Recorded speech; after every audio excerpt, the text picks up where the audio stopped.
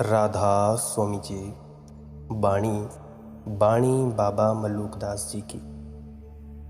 आज की सत्संग वीडियो का विषय है, क्या दूसरों के दुख को अपना मानना चाहिए या नहीं। चलिए इसी संदर्भ में आज का सत्संग आरंभ करते हैं। अपना सा दुख सबका माने, ताही मिले अविनाशी। अविनाशी से मिलने की बाबा मल्लुकदास की ये शर्त तो वास्तव में असंभव लगती है। कोई कृष्ण, कोई क्राइस्ट, कोई बुद्ध इस कसौटी पर भला खरे उतर जाएं, लेकिन क्या ये सचमुच संभव है कि कोई साधारण व्यक्ति सब पराये दुख को अपना समझ ले? तो हम चलिए थोड़ा जानते हैं। गुरु प्यारी साध संगत जी, मेरे ख्याल से बाबा मल्लुकदास जी के वचनों को ठीक से आपने समझा नहीं। अपना सा दुख सबका माने, ताही मिले अविनाशी। इसके दो अर्थ हो सकते हैं। एक तो सामान्य अर्थ है कि दूसरे के दुख को अपना दुख मानो, यही सीधा सीधा अर्थ है। अगर इतना ही अर्थ हो इस वचन में तो प्रश्न बिल्कुल ठीक है, ये तो असंभव है। कैसे दूसरे के दुख को अपना दुख मानोगे? दूसरे के सिर में दर्द होता है, इसे तुम अपने सिर का दर्द कैसे मानोगे?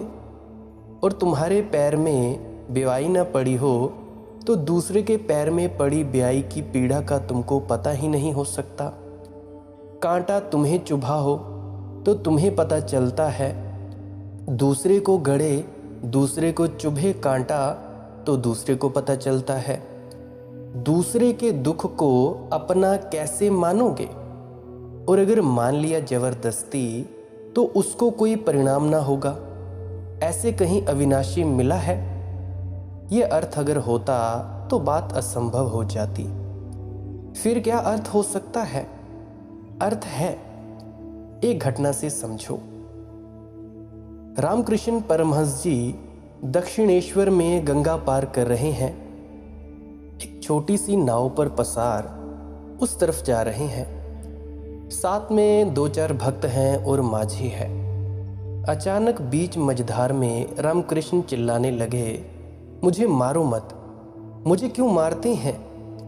भक्तों ने कहा कि पागल तो नहीं हो गए, कौन मार रहा है? वे तो चौंक कर खड़े हो गए। उन्होंने कहा, परमहंस देव, आप कहते क्या हैं? हम आपको मारेंगे? कौन मार सकता है आपको? कौन मार रहा है आपको? लेकिन रामकृष्ण की आंखों से आंसू बह जाते हैं और रामकृष्ण ने अपनी चादर उघाड़कर बताई कि मेरी पीठ तो देखो, और वहां कोड़े के निशान हैं। लहूलुहान घबरा गए भक्त भी कि किसने मारा है, लेकिन कोई है भी नहीं यहाँ मारने वाला। हम ही चार भक्त हैं और सब एक दूसरे को देख रहे हैं कि कौन मारेगा। तो रामकृष्ण ने कहा, उस तरफ देखो। और उस तरफ घाट पर कुछ आदमी एक आदमी को मार रहे हैं। नाव लगी, भक्त उतरे, जाकर उस आदमी के पास पहुंचे जिसको मारा गया है। उसकी कमीज उठाई, ठीक वैसे ही दो कोड़े के निशान उसकी पीठ पर बने हैं। रामकृष्ण की चादर उठाई, बड़े हैरान हो गए। कोड़े के निशान बिल्कुल एक जैसे हैं, हूबहू एक जैसे हैं, एक दूसरे कॉपी हैं। इसका क्या कहेंगे? अंग्रेजी में दो शब्द हैं, सिंपैथी और एम्पैथी। सिंपैथी का अर्थ होता है सहानुभूति। मनोविज्ञान इस पर बड़ा विचार करता है। सहानुभूति का तो अर्थ होता है जब तुम दूसरे का दुख देखते हो, अनुमान करते हो कि इसके सिर में दर्द है, माथे पर पड़ी सिकुड़ने देखते हो, आंखों में आई उदासी देखते हो, चित्त का विषाद देखते हो, अनुमान करते हो कि इसके सिर में दर्द है। इसके चेहरे का भाव देखकर तुम अनुमान करते हो कि ऐसा भाव जब मुझे होता है तब मेरे भीतर भी सिर में दर्द होता है। मगर हो सकता है कि यह आदमी अभिनय कर रहा हो, नाटक कर रहा हो, आखिर अभिनेता करते ही क्या हैं? सिर में दर्द नहीं होता है और सिर में दर्द दिखा देते हैं। दिल में प्रेम नहीं होता और प्रेम दिखा देते हैं।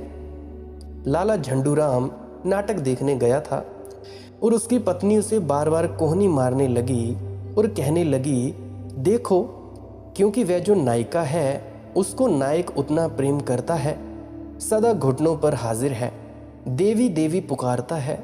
तो स्वभावता पत्नी टहनी मारने लगी कि जरा देखो, इसको कहते हैं प्रेम, तुमको ऐसी सूझ कभी नहीं आती।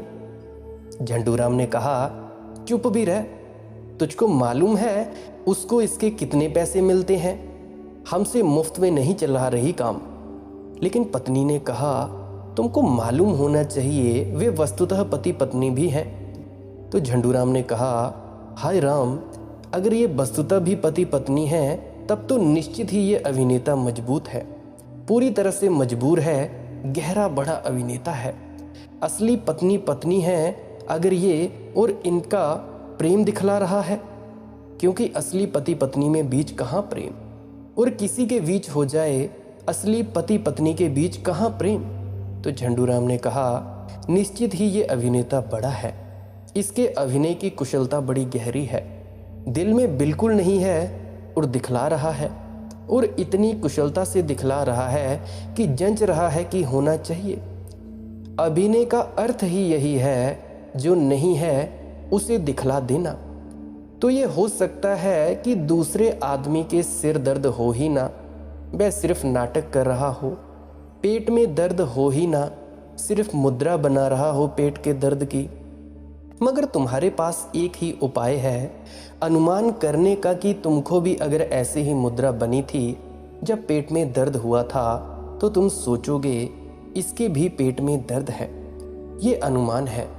इस अनुमान में अगर तुम्हारा लगाव है इस आदमी से, किसी भी आदमी से, तो सहानुभूति होगी। अगर तुम्हारा बेटा है तो सहानुभूति होगी, तुम्हारा पिता है तो सहानुभूति होगी, तुम्हारी माँ है तो सहानुभूति होगी। लेकिन यह सहानुभूति है, ये अनुमान है। सहानुभूति, एम्पैथी बड़ी और बात है। सहानुभूति का अर्थ है जो इसे हो रहा है ठीक ऐसा तुम्हें हो जाए। ये कब होता है? ये तब होता है जब तुम्हें मैं तू का भाव नहीं रह जाता, जब अहंकार की बीच में दीवार नहीं बनी रहती। रामकृष्ण को ये जो घटना घटी इसीलिए घटी, बीच में कोई दीवार ही नहीं है। जब उस आदमी को मारा गया तो रामकृष्ण को ऐसा नहीं हुआ कि उसे बेचारे को क्यों मारते हो, वे चिल्लाए, कहने लगे क्यों मारते हो मुझे। ये फर्क समझना, ये समानुभूति है। इस सहानुभूति पर बहुत प्रयोग किए गए हैं। तुमने शायद कुछ घटनाएं सुनी हो जिनको ईसाई फकीर स्टिग्मेटा कहते हैं। ऐसा सदियों से होता है और अभी भी ऐसे लोग मौजूद हैं जिनको ये घटना घटती है। बवेरिया में एक महिला अभी भी जिंदा है या शायद मर गई होगी, जिसको स्टिग्मेटा उभरते हैं। स्टिग्मेटा का अर्थ होता है जिस तरह जीसस को सूली पर लगाया गया और उनके हाथ में कीले ठोके गए, पैर में कीले ठोके गए और उन्हें सूली पर लटकाया गया, कभी कभी किन्हीं ईसा के भक्तों को उसी तरह के घाव अनायास हाथ और पैर में उभर आते हैं और खून बहने लगता है। घाव बनाने नहीं पड़ते, उभर आते हैं, हजारों के सामने उभर आते हैं, खून बहने लगता है और फिर घाव खो जाते हैं, खून बंद हो जाता है। साइबेरिया में एक महिला है, थेरेसा न्यूमन। आज 30 साल से उसका अध्ययन हो रहा है। हर शुक्रवार को जिस दिन जीसस को सूली लगी, उसके हाथ में और पैर में घाव उभर आते हैं और खून बहने लगता है। इतने सालों में इतना खून बहा है, लेकिन ज़रा भी मैं महिला कमज़ोर नहीं हुई। और बड़ा आश्चर्य तो ये है कि सब तरह के परीक्षण कर लिए हैं, डॉक्टरों ने सब तरह के परीक्षण कर लिए हैं कि कोई धोखेधड़ी ना हो जाए। ठीक 24 घंटे खून बहता रहता है और 24 घंटे के बाद घाव ऐसे भर जाते हैं, ऐसे तिरोहित हो जाते हैं जैसे हुए ही ना हो, दाग भी नहीं छूट जाता। यह एम्पैथी है। जीसस के साथ इतना तादात्म्य, जीसस के साथ ऐसी भाव विभोरता कि जीसस अलग न रहे, ऐसा ही प्रतीत हुआ मैं जीसस हूँ। ये भाव अगर बहुत प्रगाढ़ हो जाए, ये इतना प्रगाढ़ हो जाए कि बीच में कोई दीवार ना रह जाए, दीवार क्या बीच में कोई पर्दा भी ना रह जाए, कोई चिलमन भी ना रह जाए, तो ऐसा परिणाम हो ही जाएगा। देखो, आदमी के मन की बड़ी क्षमता है। तुम वही हो जाते हो जैसा सोचते हो, पर इसका ये मतलब नहीं कि अगर तुमने सोचा कि मैं गधा हूं तो तुम गधे हो जाओगे। ये थोड़ा अलग टाइम से, अलग किस्म से काम करती हैं चीज़ें। तुम्हारे जीवन में वही घटने लगता है जो तुम्हारे विचार में बीज की तरह पड़ जाता है। अब अगर किसी को ऐसा प्रगाढ़ भाव हो जाए कि मैं जीसस के साथ एक हूँ, तो कोई आश्चर्य नहीं है कि उसके शरीर की वही दशा हो जाए जो जीसस के शरीर की दशा हुई थी। 2-3 हजार साल बाद भी ऐसा हो सकता है। इससे जीवन का कुछ लेना देना नहीं है। इसी स्त्री का भाव दशा है। इसको कहते हैं समानुभूति। बाबा मलुकदास जी का ये वचन, अपना सा दुख सबका मानै, ताही मिले अविनाशी, सहानुभूति का ही सूत्र नहीं है, समानुभूति का भी सूत्र है। बाबा मलुकदास जी ये कह रहे हैं, तुम दूसरे दो नहीं हो, यहाँ एक ही बिराजा है। मेरे भीतर जो बोल रहा है और तुम्हारे भीतर जो सुन रहा है, ये दो नहीं है। इधर वही बोल रहा है और उधर YouTube के माध्यम से आप सुन रहे हो, वही सुन रहा है। ये सारा वार्तालाप एकालाप है। परमात्मा ही परमात्मा से बोल रहा है। वही वृक्ष में हरा हुआ है, वही फूल में हरा हुआ है, लाल हुआ है, नीला पीला हुआ है। वही पक्षी की तरह आकर गीत गुनगुना रहा है। ये सारा जगत एक है, अखंड रूप से एक है। इस अखंड के बोध की तरफ इशारा कर रहे हैं बाबा मलुकदास जी। ताही मिले अविनाशी, जिसको इस अखंड की प्रतीति होने लगेगी कि हम एक ही हैं, यहाँ दूसरा कोई है नहीं, पराया है ही नहीं, पराया भ्रांति है। ना तो कोई स्व है, ना तो कोई पर है। उस एक की ही जगह जगह अनेक रूपों में अभिव्यक्ति, अभिव्यंजना हुई है। वह एक ही बहुत बहुत रूपों में आया है। ये सब रूप उसके हैं, वह बहरूपिया है। अपना सा दुख सबका जाने, ताही मिले अविनाशी, उसे मिल जाएगा अविनाशी। इसमें ख्याल रखना कि वे ये नहीं कह रहे हैं कि तुम चेष्टा करके दूसरे के दुख को अपना मानने लगो। वे यह कह रहे हैं, धीरे धीरे तुम स्वयं और पर की दीवारें गलाओ, पूरी तरह से गिरा दो। ये मत सोचो कि ये अपना है, ये पराया है। इसको गिरा दो, ताकि जो दूसरे के भीतर है और तुम्हारे भीतर है, वह अलग अलग ना मालूम पड़े। ये सीमाएं थोथी हैं। ये सीमाएं ऐसी हैं जैसे हम अपनी ज़मीन के आसपास एक बड़ा बागुड़ लगा देते हैं। कहते हैं, ये मेरी ज़मीन, ये पड़ोस की ज़मीन। ज़मीन एक है, तुम्हारे बागुड़ लगाने से ज़मीन कटती नहीं, अलग नहीं होती। हिंदुस्तानी की सीमा खींच देते हैं नक्शे पर। कहते हैं, ये हिंदुस्तान, ये पाकिस्तान। एक दिन पहले हिंदुस्तान था पूरा, एक दिन बाद हिंदुस्तान पाकिस्तान अलग हो जाते हैं। 15 अगस्त को सीमा खींच जाती है। ज़मीन वही की वही है, ज़मीन कटती नहीं, सिर्फ नक्शे पर सीमा हो जाती है। मगर फ़र्क समझते हो?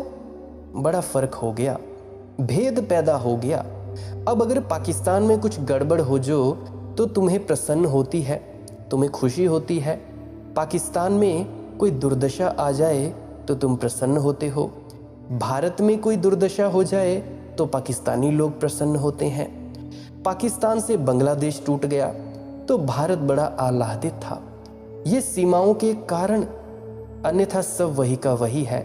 ना कुछ टूटता है, ना कुछ जुड़ा है। मगर आदमी बड़े खेल बना लेता है। एक छोटी सी इंच की ज़मीन के पीछे व्यक्तियों को मारने को तैयार हो जाता है। आदमी खेलने में बड़ा कुशल है और धीरे धीरे भूल ही जाता है कि खेल खेल है। तुमने देखा शतरंज खेलते खेलते तलवारें खिंच जाती हैं। अब शतरंज में कुछ भी नहीं है, हाथी घोड़े भी झूठे हैं, मगर शतरंज पर भी प्राण दांव पर लग जाते हैं। शतरंज भी तुम ऐसे खेलते हो जैसे जीवन दांव पर लगा है। शतरंज में दुश्मनियां हो गई हैं, पीढ़ी दर पीढ़ी दुश्मनी चली आई है, और तुम सोचते नहीं कि लकड़ी के खिलौने बनाकर रख लिए गए हैं, या चलो पैसे वाले हुए तो हाथी दांत के हैं, पर सब खेल खिलौने हैं। जैसे समाज में तुमने रेखाएं खींची रखी हैं, ये हिंदू, ये मुसलमान, ये ब्राह्मण, ये शूद्र, रेखा पर रेखाएं खींचते चले जाते हो तो सब सिकुड़ कर रह जाता है, छोटे से मैं में सिकुड़ जाता है। यह मैं सिर्फ रेखा के कारण मालूम पड़ रहा है। रेखा को हटा दो तो तुम एक तरंग हो, इस विराट सागर की एक तरंग हो। अपना सा दुख सबका माने, ताही मिले अविनाशी। इसका अर्थ है, गहरा अर्थ, कि जो मैं तू के भाव को भूल जाए, जिसे मैं तू दिखाई पड़े, तू मैं में दिखाई पड़े, उसे अविनाशी मिल जाता है। मिल ही गया, फिर तुम्हें इसमें कुछ असंभावना न दिखाई पड़ेगी। और जिस दिन तुम दूसरों के दुख को अपना मान लोगे, उस दिन दूसरों के सुख भी तुम्हारे अपने हो जाएंगे। गौर करना, उस दिन दूसरों का प्रेम तुम्हारा हो जाएगा, दूसरों का आनंद भी तुम्हारा हो जाएगा। तुम नाहक कृपण बने बैठे हो, छोटी सी सीमा में बंद, सारा विराट का खेल तुम्हारा हो सकता है। स्वामी रामतीर्थ कहा करते थे, एक आंगन छोड़ दिया तो सारा विश्व मेरा हुआ। सीमा छोड़ो, असीम के साथ नाता जोड़ो। जहाँ जहाँ सीमा दिखे वहाँ वहाँ समझ लेना कि कुछ भ्रांति हो रही है, क्योंकि यहाँ कोई भी सीमा नहीं है। सीमा है ही नहीं, कोई लाइन नहीं है। आप लोग वहाँ बैठे होंगे, सुन रहे होंगे इतने लोग, तुमने सांस ली तब तुम्हारी हो गई। तुम कहते हो मेरी सांस, क्षण भर पहले तुम्हारा पड़ोसी ले रहा था उसी सांस को, क्षण भर बाद फिर कोई और लेगा। तुम्हारा क्या है? सांस भी अपनी नहीं है, सांस तक अपनी नहीं। मेरी सांस तुम्हारे भीतर भी अब मेरे फेफड़ों में है। तुम्हारे भीतर थी पहले, अब मेरे फेफड़ों में आ गई। घड़ी बर्बाद, घड़ी क्या, क्षण भर बाद फिर किसी और के फेफड़ों में होगी। जिस देह को तुम अपना मान रहे हो, वह कल मिट्टी की तरह पड़ी थी, कल फिर मिट्टी की तरह पड़ी रह जाएगी। अभी जो फल वृक्ष पर लगा है, नाशपाती लगी है, अभी वृक्ष की है, तुम उसे खा लोगे, 24 घंटे बाद तुम्हारी हो जाएगी, पच जाएगी, मांस मज्जा बनने लगेगी, तुम्हारी हो गई। अब तुम हो गई। अभी 24 घंटे पहले नाशपाती तुम्हारी ना थी।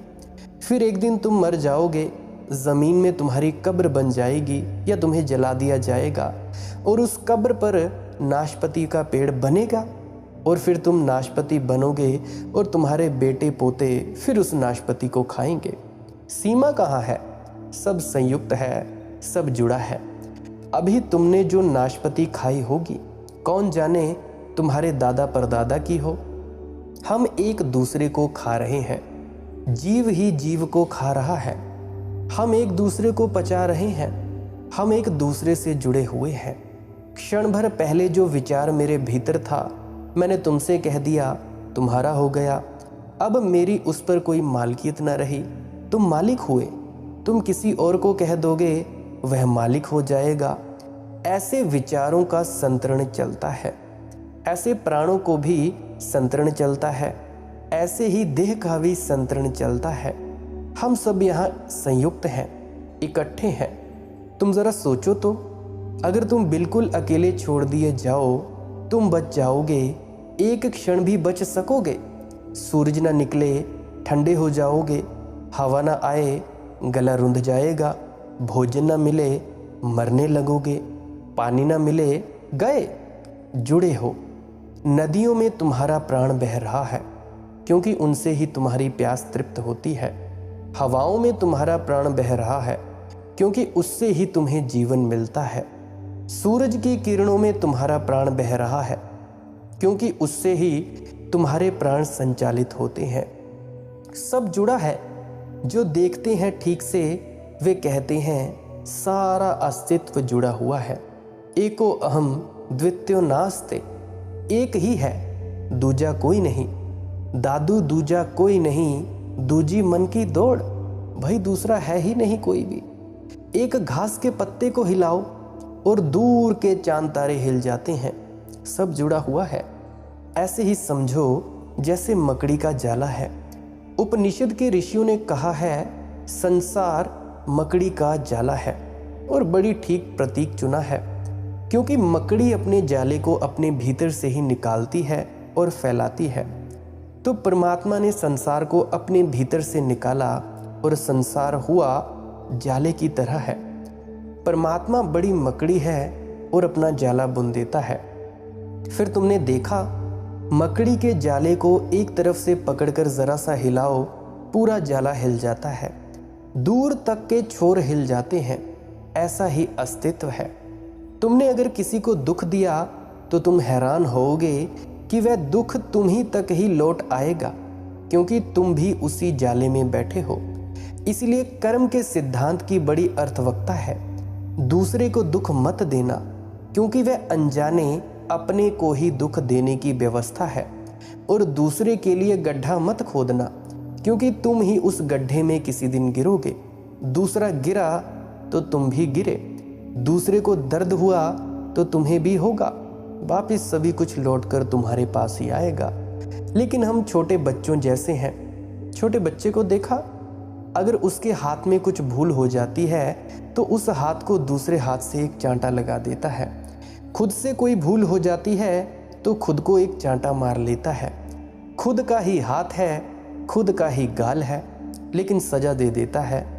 हम भी जब दूसरों को सजा दे रहे हैं तो अपने ही गाल पर चांटा मार रहे हैं। दूसरा यहाँ कोई है नहीं। इसको देख लेना, इस एक्यूरेसी को देखना भाई, इस अखंडता को देख लेना, इसको पहचानना, इसको धीरे धीरे जीना, तो अविनाशी मिल जाता है। असंभव नहीं है।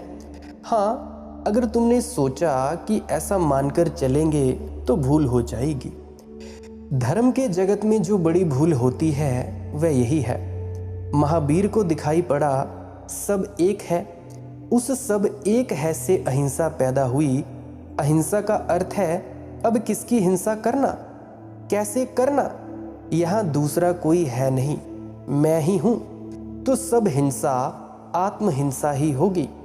आत्महिंसा कौन करना चाहता है? तो महावीर कदम कदम फूंक फूंक पर रखने लगे, कोई चींटी ना दब जाए, कि चींटी को महावीर अपना ही हिस्सा मानने लगे। राम करवट ना लेते कि कहीं रात अंधेरे में करवट ली, कोई कीड़ा मकोड़ा नीचे पड़ा हो दब जाए। मांसाहार छोड़ दिया। क्षत्रिय घर से आए थे तो मांसाहार करते रहे होंगे। मांसाहार छोड़ दिया। मांसाहार तो छोड़ा ही छोड़ा, कच्चे फल भी नहीं लेते थे। जो पका फल अपने से गिर गए, पूरी तरह से अपने आप से पककर गिर जाए वृक्ष से, वही लेते थे। क्योंकि कच्चे फल को तोड़ने में वृक्ष को थोड़ी पीड़ा तो होगी। अभी वृक्ष देने को राजी न था। यही तो कच्चे का मतलब होता है। अभी झपटना पड़ेगा तो हिंसा होगी। तो जरा प्रतीक्षा करो, फल तो अपने से ही पक जाते हैं। इतनी जल्दी क्या है? पक कर गिर जाते हैं, वृक्ष खुद ही दे देता है, अब तुम ले लेना। यह अहिंसा अखंड भाव से पैदा हुई है। फिर जैन भी अहिंसा करता है। वह भी पानी छानकर पीता है, पैर फूंक कर रखता है, लेकिन उसकी अहिंसा में अखंड का भाव नहीं है। उसकी अहिंसा अहिंसा नहीं है। वह तो डर के मारे कर रहा है कि कहीं ये चींटी मर ना जाए, नहीं तो नरक में सड़ना पड़ेगा। ये डर है, इसमें कोई बोध नहीं है। अगर उसको पक्का हो जाए कि नियम बदल गए हैं और अब चींटियों को मारने से कोई नरक में नहीं सड़ता है, तो वह सब फिक्र छोड़ देगा। चींटी से कुछ लेना देना नहीं है, चींटी से कुछ मतलब नहीं है, कोई प्रयोजन नहीं है। चींटी का दुख अपना दुख है, ऐसा उसे दिखावा भी नहीं है। लेकिन चींटी मारने से कहीं मुझे दुख ना झेलना पड़े, बाद में उस वजह से परिणाम की फिक्र में वह डरा हुआ है। इसीलिए अक्सर ऐसा हो जाता है कि जैन युवक जब पश्चिम में जाते हैं वे सब मांसाहार इत्यादि करने लगते हैं। उसका कारण है कम से कम अंडे तो खाने ही लगते हैं। देखते हैं कि इतने लोग खा रहे हैं, इतने लोग पी रहे हैं, ये क्या सब नरक जाएंगे? ये बात जंचती नहीं। इतने सब नरक अगर जा रहे हैं तो कोई हर्जा नहीं, हम भी चले जाएंगे इस भीड़ भाड़ में। वह जो श्रद्धा यहाँ काम करती थी इंडिया में, पश्चिम में जाकर काम नहीं करती, क्योंकि दिखाई पड़ता है सभी लोग खा पी रहे हैं। ये तो नहीं हो सकता कि अरबों लोग सब नरक ही जाएंगे। वह श्रद्धा टूटने लगती है। वह श्रद्धा झूठी थी, इसीलिए टूटती है। मेरे पास एक जैन मुनि मिलने आए थे, तो वे कह रहे थे कि जो युवक पश्चिम जाते हैं वे मांसाहार करने लगते हैं, इसको रोकने का कोई उपाय? मैंने कहा, इसको रोकने का कोई उपाय नहीं है। इससे सिर्फ एक बात जाहिर होती है, जो यहाँ कर रहे हैं उनके भी मांसाहार ना करने पर बहुत भरोसा मत करना। वे सिर्फ परिस्थिति वश नहीं कर रहे हैं, वे भी कर लेंगे, सिर्फ उनको परिस्थिति नहीं मिली है। यहाँ का संस्कार, यहाँ की आबो हवा, यहाँ का पारिवारिक डर उनको रोके हुए है। लेकिन बोध से नहीं रुके हैं, डर से रुके हैं। डर से कहीं कोई क्रांति घटती है जीवन में? मैं अपना एक्सपीरियंस बताता हूँ, अपना अनुभव बताता हूँ। आज से कोई 4 साल 5 पहले मैं सब कुछ खाता पीता था, मांस मछली डेली खाता था। फिर एक दिन क्या हुआ, क्रांति घटित हुई, अनहद नाद का आगमन हुआ, सब छूट गया। ऐसा नशा लगा परमात्मा का, सब छूट गया। तो महावीर की अहिंसा और जैन की अहिंसा में फ़र्क है। जैन की तो बात ही छोड़ो, जैनियों के जो मुनि हैं उनकी अहिंसा में और महावीर की अहिंसा में भी उतना ही फ़र्क है। जैन मुनि भी डर के मारे पानी छान कर पीता है, रात को चलता नहीं, अंधेरे में उठता बैठता नहीं, डर के कारण। बोध नहीं दिखाई पड़ता, सिकुड़ा सिकुड़ा है, डरा डरा है। और ध्यान रखना, डरने से कोई धार्मिक नहीं बनता। डरने से तो आदमी सिकुड़ता है, संकुचित होता है। फैलने से आदमी धार्मिक बनता है। और फैलाव अभय में आता है, भय में नहीं आता। तुमने ख्याल किया, जब भी तुम डरे हुए होते हो, सिकुड़ जाते हो, छोटे ही हो जाते हो। जब तुम निर्भय होते हो, फैल जाते हो, छाती फूल जाती है। जिसका अभय पूरा हो गया, उसकी छाती इतनी बड़ी हो जाती है जितना बड़ा ये विराट विश्व है। वह पूरे विश्व पर फैल जाता है, वह विश्वमय हो जाता है। तो देखो, इसी तरह से हमें भी डरना नहीं है किसी से, परमात्मा से प्रेम बनाए रखना है, भजन सिमरन करना है। दूसरे के दुख को अपना दुख कैसे समझना है, मेरे ख्याल से आप समझ पाए होंगे। अगर किसी का कोई प्रश्न हो तो टेलीग्राम पर आप जी पूछ सकते हैं। सर्च करें टेलीग्राम पर जाकर मालिक की मौज सत्संग, वहाँ पे आप जाके प्रश्न पूछ सकते हैं। अगर किसी को कॉल के माध्यम से, फ़ोन के माध्यम से भी पूछना हो तो वहाँ पे अपना मैसेज छोड़ दीजिएगा, मैं आपको नंबर दे दूँगा, तो वहाँ से कॉल के माध्यम से भी आप जी पूछ सकते हैं। अब मेरी एक विनम्र प्रार्थना है, जैसा कि मैं हर रोज़ करता हूँ, कि अगर आप जी को इस वीडियो से थोड़ा सा भी कुछ सीखने को मिला है, अगर आपका मन शांत हुआ है, कुछ थोड़ी सी आपकी जानकारी मिली है, आपके भ्रम टूटे हों, तो आप जी कृपया हाथ जोड़कर विनती है आपके चरणों में कि इस वीडियो को शेयर ज़रूर कर दीजिएगा।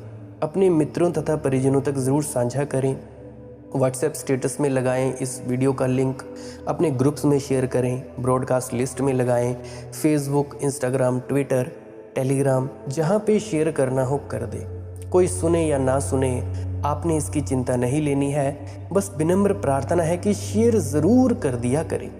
और अगर आप जी इस चैनल को सब्सक्राइब करने में विश्वास रखते हैं तो कर सकते हैं, अन्यथा आप जी डेली सर्च ज़रूर कर लिया करें यूट्यूब पर मालिक की मौज सत्संग यूट्यूब चैनल। जो भी लेटेस्ट नया सत्संग होगा आप जी को मिल जाएगा, सुबह 6 बजे से लेकर शाम के 6 बजे तक।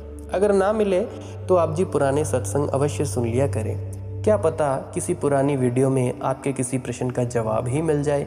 और अगर आप डेली 2-2, 3-3 वीडियोस भी सुनेंगे इस चैनल पर, तो मैं गारंटी के साथ लिखकर स्टैंप लगाकर कह सकता हूँ, शांतमय माहौल से शांतमय होकर आप इन वीडियोस को सुनोगे आपका जीवन तब्दील हो जाएगा।